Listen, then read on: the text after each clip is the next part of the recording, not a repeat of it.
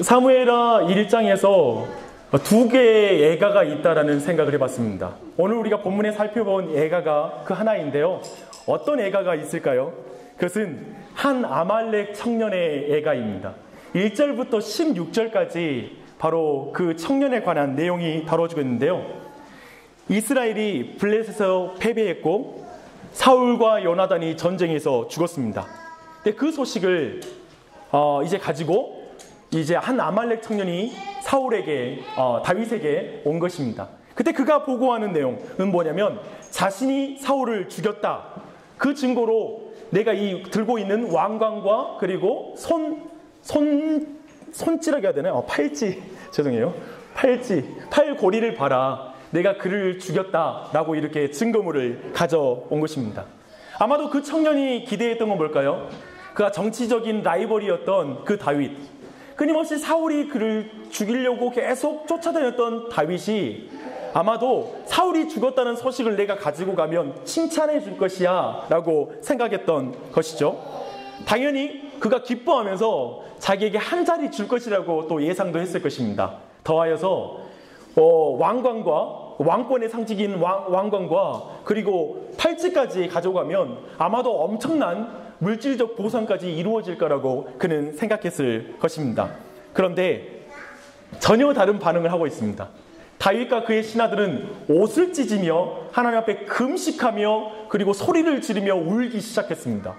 아마도 여러분이 만약 아말렉 청년이었다면 굉장히 당혹스럽죠. 지금 기뻐하고 환호성을 지를 줄 알았는데 울기 시작하고 통곡하기 시작하니까요. 그리고 나선 결국 그 승전보를 어쩌면 기쁜 소식을 들고 왔다라고 생각했던 그 청년을 죽입니다.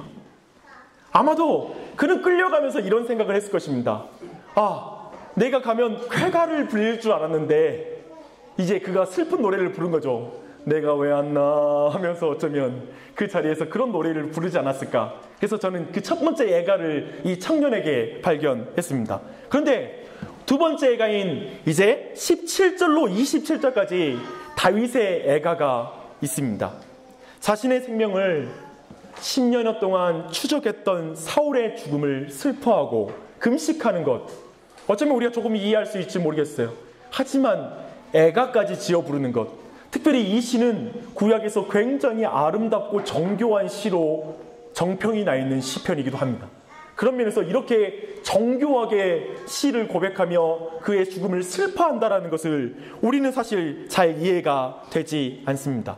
그런 면에서 이 본문은, 이 다윗의 예가는 많은 신학자들에 의해서 논쟁이 있는, 또 이것을 보는 사람에 따라서 해석이 너무나 달라지고 있습니다. 그 첫 번째 해석은 뭐냐면 다윗의 예가가 진정성이 없는 예가이다라는 그런 평가입니다.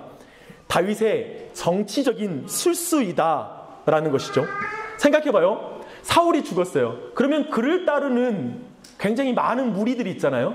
그렇기 때문에 사울의 죽음을 슬퍼함으로 말미암아, 즉 사울을 따르는 무리들의 지지를 받는 왕으로서 어떤 그런 정치력을 발휘하는 것으로서 이렇게 슬퍼하고 있다라고 해석하는 것입니다. 또 한 가지는 뭐냐면 배신의 정치에 대한 경고, 즉 다윗을 따르고 있는 그 무리들에게 자신의 원수를 향해서도, 하지만 기름 부은 자를 향해 죽음에 대해서 내가 이토록 슬퍼한다라는 것을 보여줌으로 말미암아 다윗을 따르는 그 무리들에게도 어떤 중요한 시사점들을 주고 있는 거죠. 교훈을 주고 있는 행위였다. 고도의 정치적인 어떤 행동이었다라고 계산하는 거죠. 우리 성도님들 요즘 제가 계속 예를 들지만 바람의 나르샤 이런 걸 보면, 용용이 나르샤 죄송해요. 네, 바람. 그런 걸 볼 때 굉장히 정치적인 시야가 오늘날 우리 한국인도 많이 늘어났는데, 아마도 그런 시야, 그런 드라마를 한번 보고 이런 성경을 보면 곧바로 그런 식으로 해석이 되는 것이죠. 그런데 이런 것을 근거하고, 이런 것을 또 뒷받침하고 있는 성경적인 근거도 들 수가 있습니다.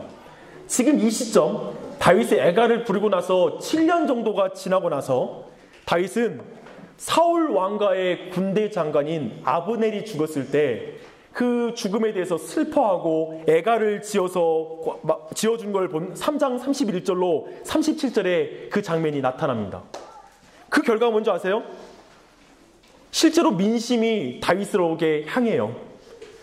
기본적으로 우리는 여기에서 사울을 향해서 요나단을 향해서 애가를 불러주는 것은 좀 이해가 되지만 아브넬이라고 말하는 사울 왕가의 군대 장관이 죽었을 때도 이런 애가를 부르는 걸 보면 우리에게 기본적인 생각은 뭐냐면, 야, 다윗은 기본적으로 좀 감정을 시로 잘 표현하는 사람에 지나지 않는다. 애가를 기록하는 걸 지나치 의미를 둬서 실제로 다윗이 사울의 죽음에 슬퍼했다라고 해석할 필요는 없다. 이렇게 말할 수가 있을 거예요. 또 다른 말은 뭐냐면, 원래 다윗은 눈물이 많은 남자야. 그렇잖아요? 그냥 눈물이 많은 남자지. 봐봐, 아브넬을 위해서도 그렇게 눈물을 흘리는데 뭐 사울과 요나단을 위해서 눈물을 흘리는 것, 뭐 그 정도는 충분히 보여줄 수 있는 거 아니야? 이렇게 생각할 수가 있는 것이죠. 근데 또 그에 대한 또 증거가 있어요. 뭐냐면 사울 왕가로 이어졌던 그 이스보셋이라는 그 왕이 사실은 그 신하에 의해서 목이 잘려서 죽거든요. 근데 그 이스보셋의 머리를 들고 저 사람이 이스라엘 쪽의 사람이 넘어와서 내가 이스보셋을 죽였습니다 하고 뭔가 칭찬을 받기를 기대하고 그 머리를 들고 오는데 칭찬을 받기는커녕 그들 또한 죽음을 당해요. 되게 이 사건이 오늘 우리가 본문에 봤던 이런 사건이 계속 반복되고 있다는 거예요. 그 면을 볼 때에도 우리는 다윗이 매우 정치적으로 행한 실수에 지나지 않는다라고 이렇게 해석하는 근거를 볼 수 있습니다. 두 번째는 뭐냐면 다윗이 매우 위선적인 행동을 한 것이다 라고 보는 것이죠. 26장 10절에 보면 사무엘상 26장 10절에 보면 다윗은 사울이 죽을 것을 예상해요. 그리고 그가 자연적으로 죽든지 아니면 전쟁터에서 죽을 것이라는 걸 예상해요. 그렇다면 어떻게 보죠? 죽기를 바라놓고 죽으니까 슬퍼해. 연결이 안 되잖아요. 그렇죠? 그러면 또 한 가지는 심지어 하나님께서 친히 사울을 심판해 주시기를 기도해요. 시편 54편 5절 우리 설교 노트에 썼는데요. 함께 읽겠습니다. 시작. 주께서 내 원수에게 악으로 갚으시리니 주의 성실하심으로 그들을 멸하소서. 뭐죠? 사울이 죽기를 기도해 놓고 죽으니까 슬퍼해.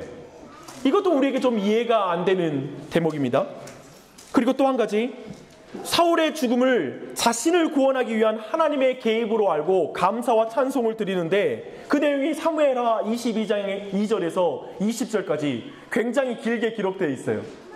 이런 것을 볼 때에도 다윗의 애가는 매우 정치적인 행동이었고 그리고 매우 위선적인 행동이었다라고 해석하는 게 무리겠습니까?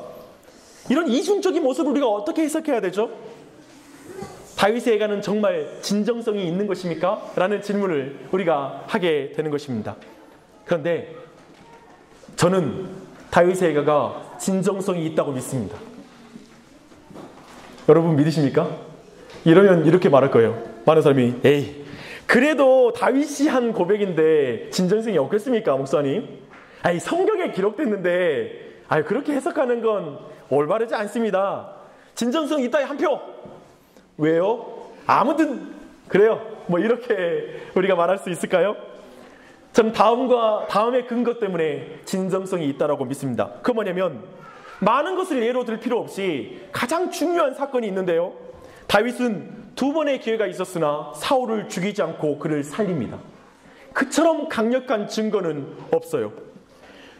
그토록 위대한 다윗이 우리는 한번 생각해 볼 때 그토록 위대한 다윗이 때로는 사울을 미워할 때가 있었고 사울을 향하여 분노에 사로잡힐 때가 있었고 그리고 그를 저주할 때가 있었죠. 있었다고 생각하십니까? 네? 우리는 다윗의 시편을 볼 때 이해가 안 되는 장면이 뭐냐면 원수를 심판해달라고 말하고 원수가 길에 가다가 죽게 해달라고 하는 막 그런 기도를 보면 우리 안에 당혹스러움이 있어요. 그리고 오늘날 우리가 다윗의 이 기도를 따라할 수 있을까? 이런 기도를 우리가 드릴 수 있을까? 이런 질문이 생기는 것이죠. 도저히 오늘날 우리의 윤리로도 이해가 안 되는 장면입니다. 그러나 여러분 다윗의 이런 저주하는 기도 그리고 악인이 심판당하게 해달라는 기도에서 우리가 놓치지 말아야 할 것은 다윗은 하나님께 호소할 뿐 직접 원수를 갚지는 않는다라는 거예요. 기본적으로 우리는 하나님께 호소하지 않고 직접 원수를 갚아버리잖아요.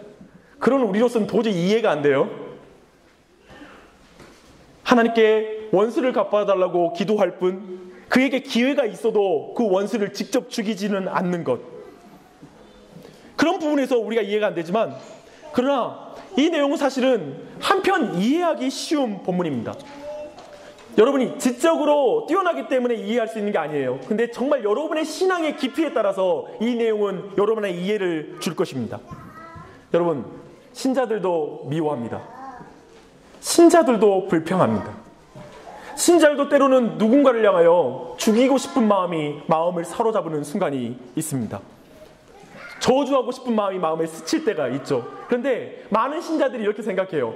참 신자라면 미워하는 마음도 한 번도 생각이 나지 않고 분노하는 마음도 없어야 된다고 생각하는 거예요. 그래서 그 마음이 순간적으로 들어오면 도덕주의자, 완전주의자는 참을 수가 없는 것이죠. 그런데 그렇지 않아요.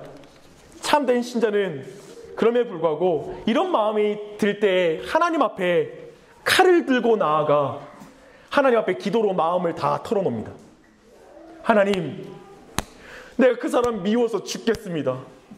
정말 그 사람 좀 어떻게 만져주십시오라고 내 마음에 칼을 들고 그 안에 나아가는 거예요. 근데 놀랍게도 참된 신자는 기도하는 자리에서 그 칼을 내려놓고 나옵니다. 근데 놀랍게도 참된 신자는 원수를 사랑하지 못하고 미워하는 마음을 품었다는 것에 대해서 굉장히 하나님 앞에 죄송하고, 그리고 하나님 앞에 회개하고, 그리고 결국은 사랑하게 해달라는 기도를 드리고 나옵니다. 이게 무엇입니까? 칼을 내려놓고 나오는 이유는 아마도 그가 기도하는 시간에 이런 하나님의 음성을 들었기 때문입니다. 애야, 너는 예수를 십자가에 못 박고 낳은 왕같은 제사장이다. 독생자 예수가 피를 흘린 것은 너로 피를 흘리지 않게 하기 위함이란다. 너가 직접 피를 흘릴 필요가 없다. 제사장은 칼을 들고 사람을 죽이는 자가 아니라 넌 사람을 살리는 자란다. 넌 심판자가 되지 말고 제사장이 되거라. 그리고 그리스도를 따르거라. 사랑하는 얘야, 심판은 내 손에 있단다. 나를 믿고 내게 어울리지 않는 그 칼을 내려놓으렴. 어쩌면 기도하는 자리에서 우리는 이 예수 그리스도를 만나는 것, 이 하나님의 음성을 들을 때 우리는 칼을 손에서 내려놓는 것입니다. 이렇게 보면 다윗이 사울을 심판해 주실 것을 기도했지만 기회가 왔어도 죽이지 않는 이유가 철저히 하나님에 대한 믿음과 하나님의 사랑에 대한, 하나님의 의로움에 대한 믿음 때문이라는 걸 우리가 이해하게 됩니다. 그걸 동일하게 오늘 말씀에 적용해야 됩니다. 사울이 심판당했을 때 기뻐하지 않는 이유, 도리어 슬퍼하는 이유는 분명히 정치적인 이유 때문에도 그런 것이 아니고 어떤 그 안에 어떤 술수 때문에 그런 것이 아니라 철저하게 하나님의 마음을 분명히 이해하는 자였기 때문에 그는 사울의 죽음에 슬퍼했던 것입니다. 이 사람은 더 직접적으로 말하면 그는 이 사건 속에서 하나님의 슬픔을 이해한 자였습니다. 하나님의 슬픔을 그가 이해했기 때문에 함께 슬퍼했던 것입니다. 그 슬픔의 내용에 대해서 이제 차근차근 말씀을 통해 살펴보겠습니다. 우리는 세 가지, 참된 왕이 느끼는 세 가지 슬픔을 오늘 본문에서 우리가 발견하게 됩니다. 첫 번째는 뭐냐면 기름 부음 받은 자의 비참한 최후에 대한 슬픔입니다. 우리 함께 21절 말씀 다 함께 읽어보겠습니다. 1장 21절 다 함께 시작. 길보아 산들아 너희 위에 이슬과 비가 내리지 아니하며 재물 낼 밭도 없을지어다. 거기서 두 용사의 방패가 버림바 됨이니라. 곧 사울의 방패가 기름 부음을 받지 아니함 같이 됨이로다. 사울의 죽음이 이방인의 죽음과 같이 비참했다라고 말하는 것입니다. 할례받지 않는 자들에게 수치를 당하지 않기 위해서 사실 사울은 자결해요. 스스로 목숨을 끊습니다. 자살은 사실은 뭐였냐면 자신의 눈으로 수치당하는 것을 도저히 볼 수 없었기 때문에 그가 선택했던 마지막 방법이었어요. 하지만 수치를 안 당한 게 아니에요. 블레셋 사람들은 그의 시체를 가져가다가 그의 목을 자르고 그리고 그 몸을 성벽에다가 걸어둡니다. 그러니까 얼마나 수치를 당했는지, 그리고 그의 옷을, 즉 갑옷을 걷어다가 그것을 잘라서 블레셋에게 전체 나눠주면서 우리가 사울을 죽였다, 우리가 이스라엘의 군대를 이겼다라고 수치를 줍니다. 그 비참한 죽음을 당한 사람, 그의 사실은 사울의 죽음, 마지막 이 자살하는 그 죽음의 모습은 마지막까지도 그가 뭘 붙잡았는지를 보여줍니다. 그는 마지막까지 자기중심적이었고 자기의 왕이라는 체면, 그리고 자신이 이스라엘에서 정말 그런 왕위에 있는 자로서 그 사람들에게 인정과 지지를 받았던 것을 끝까지 쥐면서 자살이라는 형태로 자신의 생을 마감했던 것입니다. 얼마나 비참한 죽음입니까? 그는 마지막까지 거룩한 이스라엘의 왕의 모습을 전혀 보이지 않습니다. 끝까지 자신의 손으로 자신의 인생을 결정하는 자였죠. 이 사건, 이 사울의 이 비참한 죽음이 다윗에게 어떻게 다가왔을까요? 그리고 이 애가를 지금 부를 때 다윗은 어떤 마음으로 부를까요? 아마 이렇지 않았을까요? 어떻게 기름 부음 받은 자가 이렇게 처참한 종말을 맞을 수 있는가? 그러면서 어쩌면 다윗의 마음은 간담이 녹아내렸을 것입니다. 그리고 마치 이런 것이죠. 자신 또한 기름 부은 자인데 이렇게 기름 부은 자 받은 자가 이러한 비참한 결론을 갖는다면 자신 또한 얼마든지 그럴 수 있다는 사실을 그가 느꼈을 것입니다. 참으로 두려운 자리라는 것을 그 스스로 알게 되었을 것입니다. 또 한 가지 뭐냐면 정체성을 잃은 왕, 즉 하나님을 왕으로 모시지 않는 이스라엘의 왕이 얼마나 비참한 것인가, 그리고 그 형편이 얼마나 비참하고 이방과 같은 죽음을 당하는 게 얼마나 비참한 것인가를 그스로 깊이 알게 되었을 것입니다. 여러분, 저는 오늘 본문을 보는데 목회자로서 제 자신에게 다가오는 느낌이 이런 것입니다. 저는 한국교회 그 존경받는 목회자들, 그들의 영적, 그리고 물질적, 그리고 도덕적, 윤리적 타락의 어떤 뉴스 기사나 그런 소식이 들려왔을 때 어렸을 때는 이랬습니다. 되게 이제 신대원을 다닐 때 그럴 때에는 되게 그런 거 보면 그 목사님들을 뒷담화하는데 굉장히 많은 시간을 할애했습니다. 그리고 정말 그렇게 되면 안 돼? 정말 문제 많아. 큰 교회 목사님들 문제 많아. 왜 그렇게 타락하는 거야? 이렇게 굉장히 비난하는 것을 잘했습니다. 그런데요. 제가 시간이 갈수록 두렵습니다. 제 자신이 너무나 긴장이 됩니다. 왜냐하면 남의 이야기가 아닌 것 같아요. 제 자신도 얼마든지 그러한 자리에 처할 수 있다는 게 제 고백입니다. 나도 그럴 수 있다. 여러분에게는 어떠세요? 아마도 오늘날 많은 성도들도 저와 동일한 자리를 경험하고 있을 것이고 저와 동일한 위치에서 그런 말을 했을 것입니다. 그런데요, 이런 생각을 해봤습니다. 목회자와 교회의 물질적 타락을 비난하는 사람이 철저히 물질적일 수 있다. 교회의 부동산에 비판적인 사람이 부동산 투자를 좋아하는 사람일 수 있다. 이름내는 정치 목사를 싫어하는 사람이 교회에서 드러나는 직분을 탐할 수도 있다. 우리 모두 자유롭지 않은 것입니다. 우리 중 누구도 이 사울이 받았던 유혹의 자리 앞에 우리 누구도 자유롭지 않다는 사실입니다. 주 안에서 사랑하는 성도 여러분, 제가 보니까요, 세상에서 제일 없어 보이는 모습이, 슬픈 모습이 돈 밝히는 목사예요.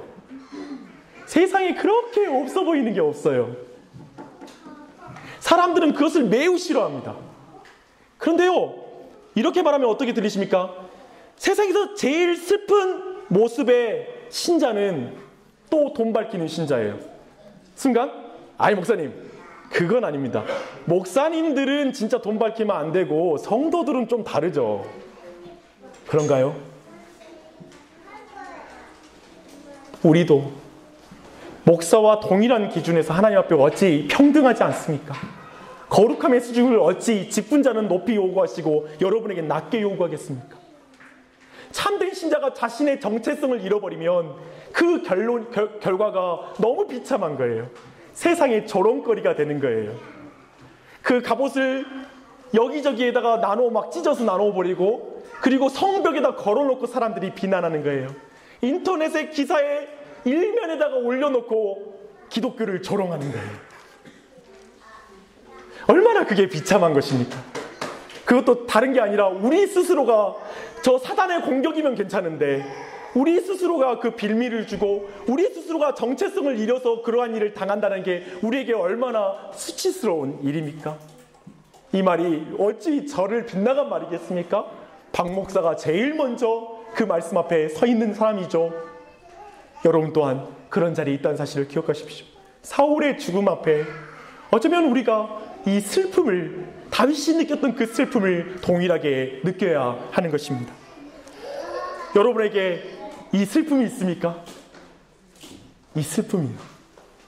두 번째는 뭐냐면 이스라엘의 비참한 형편에 대한 슬픔이 다윗에게 있었습니다. 그 성경적 근거를 보자면 19절 20절 말씀 한번 봐보실게요. 다윗에게 있는 슬픔이에요. 여러분이 이런 슬픔과 여러분이 진짜 여러분의 감정이 연결되어 있는지를 지금 살펴봐야 돼요. 그게 여러분이 영적으로 얼마나 지금 깊이가 있는지, 여러분이 깨어 있는지를 확인하는 기준입니다. 19절 20절 말씀 다 함께 읽겠습니다. 시작. 이스라엘아, 내 영광이 산 위에서 죽임을 당하였도다. 오라, 두 용사가 엎드러졌도다. 이 일을 가드에게도 알리지 말며 아스글론 거리에도 전파하지 말지어다. 블레셋 사람의 딸들이 즐거워할까? 할례 받지 못한 자의 딸들이 개가를 부릴까 염려로다. 여기 지금 표현을 봐봐요. 이스라엘아, 내 영광아, 이스라엘의 두 용사, 블레셋 사람들의 딸들이 즐거워할까? 할례 받지 못한 자들의 딸들이 개가를 부를까?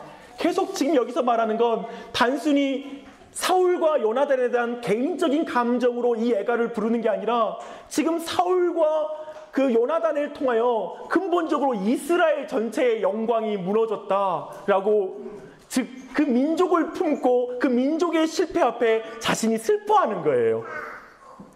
사랑하는 여러분, 저는 우리 교회가 하나님께서 사용하셔서 은혜를 주신다면 아마도 우리가 한국교회 안에 많은 실망을 하고 있고, 아마 우리 도시에 너무나 많은 젊은이들이 있는데 대부분은 교회에 대한 부정적인 마음을 가지고 여기에 있을 것입니다. 근데 그 많은 사람이 이 교회를 통하여 하나님에 대한 그 마음을 새롭게 고칠 수 있을까요? 그런 마음이 좀 긍정적으로 바뀌는데 우리가 쓰임받을 수 있을까요? 어떻게 가능할까요? 어떻게 교회의 회복은 가능할까요? 어떻게 이 지상의 교회는 어떤 그 분열과 그리고 그 세속화라는 흐름 속에서 그걸 이겨갈 수 있을까요?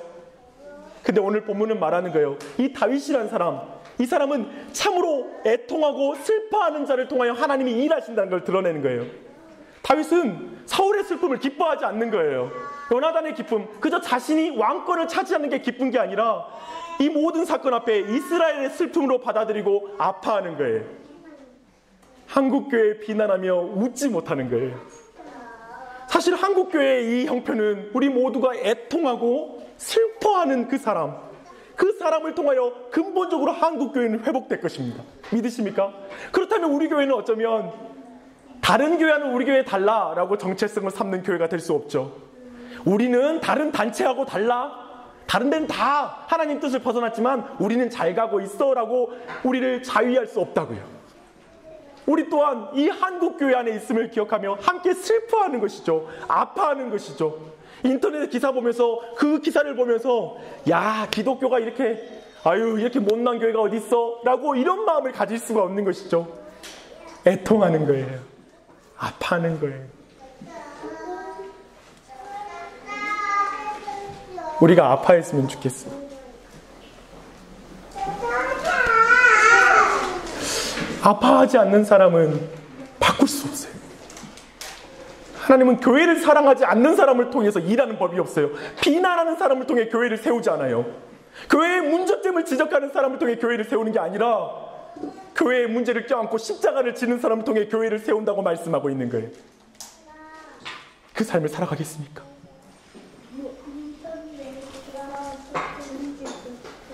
사랑하는 여러분, 예수님의 핏값을 주고 사신 교회를 사랑하십니까?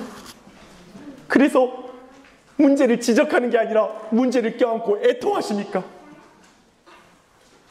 교회를 놓고 애통한 적이 있습니까? 언제 교회를 놓고 애통하셨습니까? 언제요? 이 교회가 내게 편하니까 다니고 계십니까? 아니요. 그 사람은 교회를 전혀 모르는 것입니다.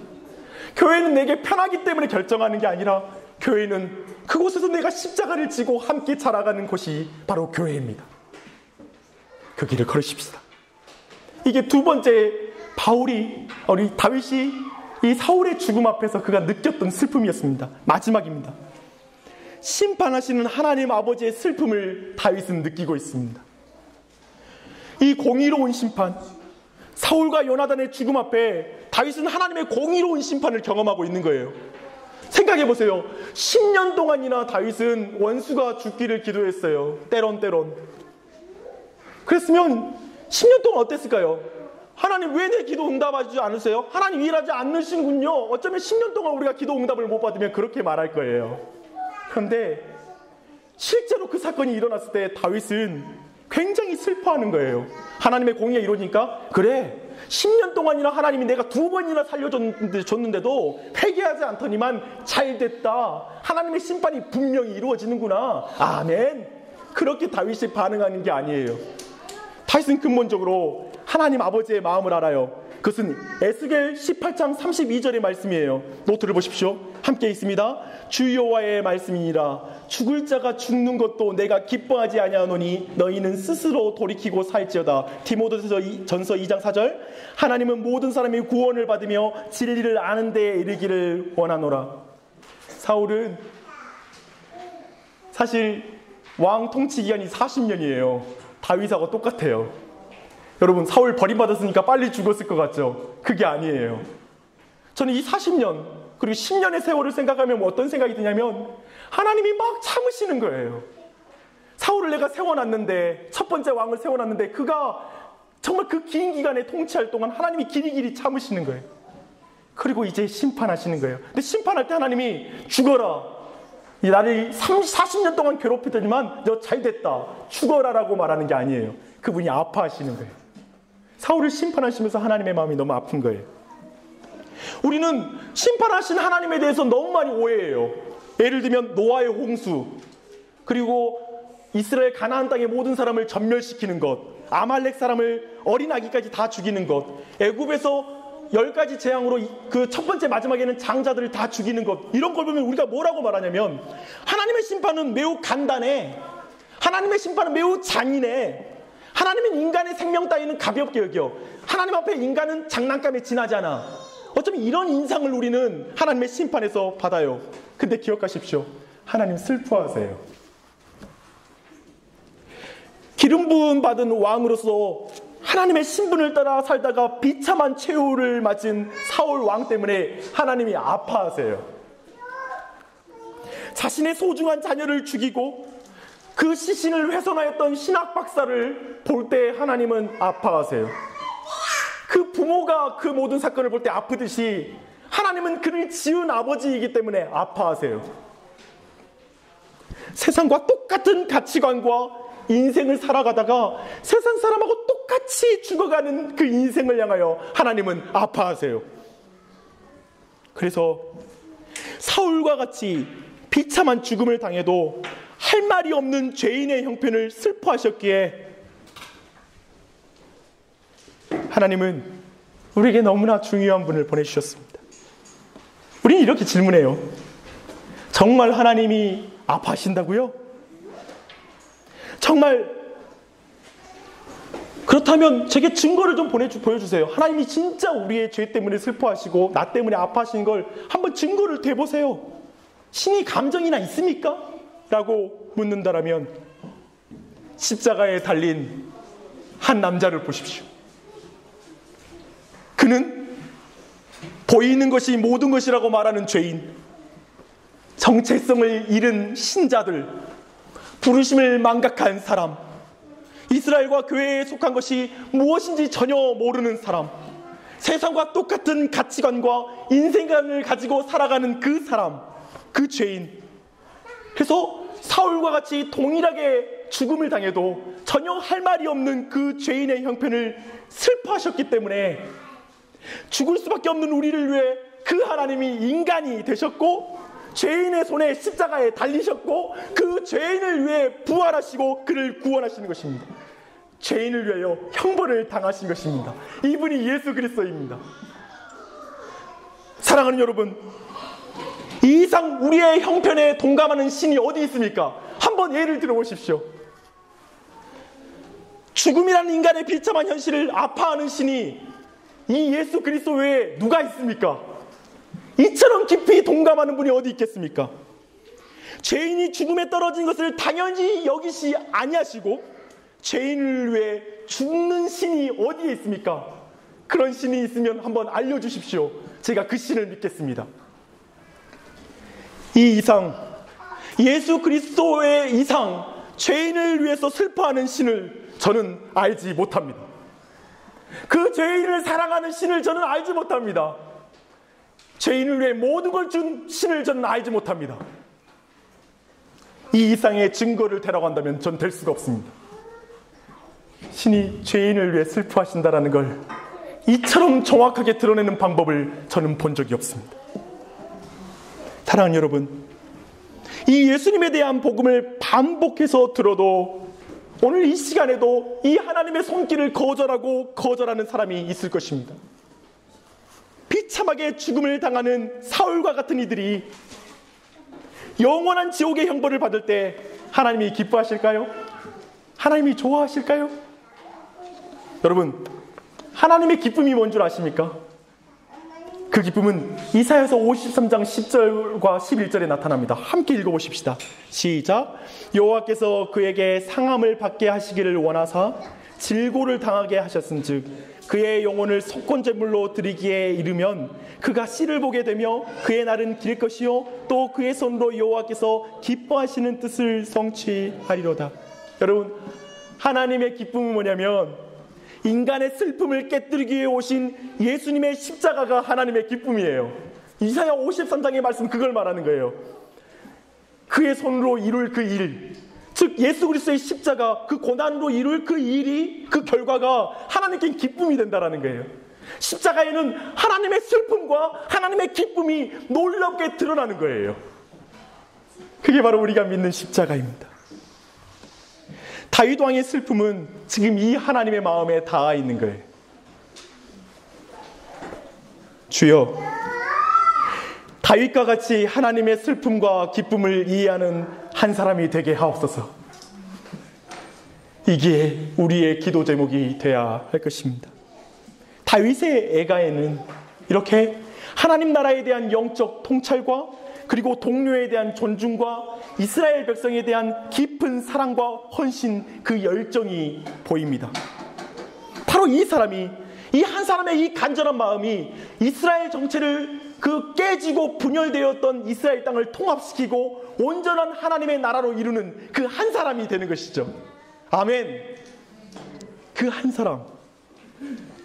저는 여러분이 그 한 사람, 다윗과 같은 그 위치에 서는, 그 믿음 가운데 서는 사람이 되기를 바랍니다. 올해 저희 교회는 삶을 세우는 교회, 교회를 세우는 삶이라는 그 목적을 가지고 나아갑니다. 어떻게 그걸 이룰 수 있을까요? 전 다윗을 통해서 봅니다. 그건 뭐냐면 하나님의 슬픔과 기쁨을 이해하는 사람, 하나님의 슬픔이 무엇인지 아는 사람, 기쁨이 무엇인지 아는 사람, 그 사람을 통해 그 일을 이루실 것입니다. 죄인을 그래서 멀리 정죄하는 자가 아니라 죄인의 곁에서 십자가를 지는 제자가 되게 하여 주시옵소서. 그들의 비참함을 애통하는 자가 되기를 원합니다. 십자가의 길이 기쁨의 기름을 배우게 하옵소서. 교회를 사랑하게 하옵소서. 비난과 애통의 차이는 그 사랑임을 믿습니다. 그렇게 예수님을 닮아가게 하옵소서. 뭘 기뻐하십니까? 여러분, 뭐가 슬프십니까? 저 아말렉 청년과 동일한 수준의 기쁨과 슬픔관을 가지고 있습니까? 아니요. 다윗의 기쁨과 슬픔의 관점을 사모하십시오.